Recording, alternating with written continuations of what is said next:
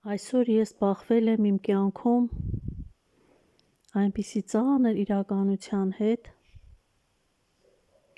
որ ցանկացած բան, եթե ինձ օգնում է, ես օգտվում եմ այդ հնարավորությունից, կառչում եմ դրանից, ցանկացած գիտելիք, ցանկացած իմացություն, որ թույլ է տալիս օրվա մեջ մի փոքր շունչ քաշել, թեթևացնել ապրումների ծանր բեռը։ Այդպիսի մի միջոց է նաև YouTube-ում անձնական ալիք ունենալը և այնտեղ տեսանյութեր տեղադրելը։ Հիմա ցանկացած բան, արվեստ, նկարչություն, նույնիսկ հեռախոսով երբ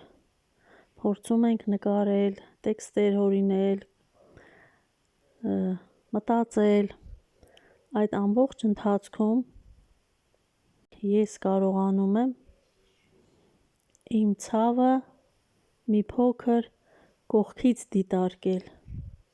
Այդ պահերին այդ հնարավորությունը մարդու մոտ ստեղծվում է։ Դա է թեթևացնում, դա է թույլ տալիս մարդուն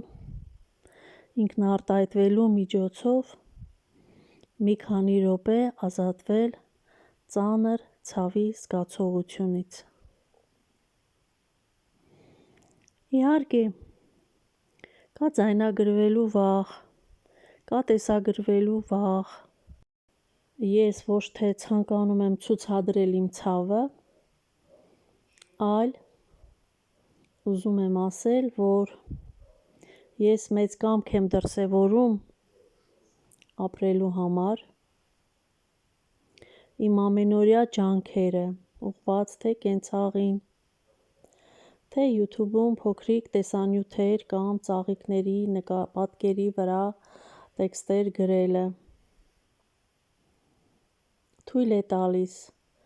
կապվել մեծ աշխարհին, այդ զգացողությունն ունենալ։ Համենայն դեպս, խոսելով որդուս կորստի մասին, ես նրան չեմ թողնում անցյալում, ես նրան պահում եմ իմ հիշողության մեջ։ Իրականում ես մինչև հիմա չեմ ընդունում կատարվածը։ Ճիշտ է, գիտակցում եմ փաստը, բայց հոգեկանս հրաժարվում է ընդունել,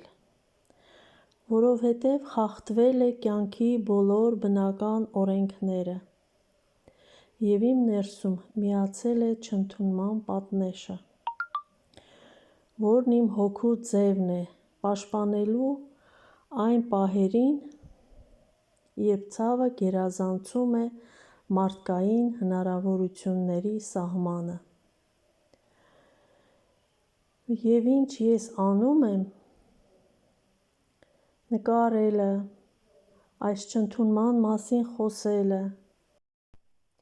դա իմ ընթացքն է, սուգը ժամանակացույց չունի։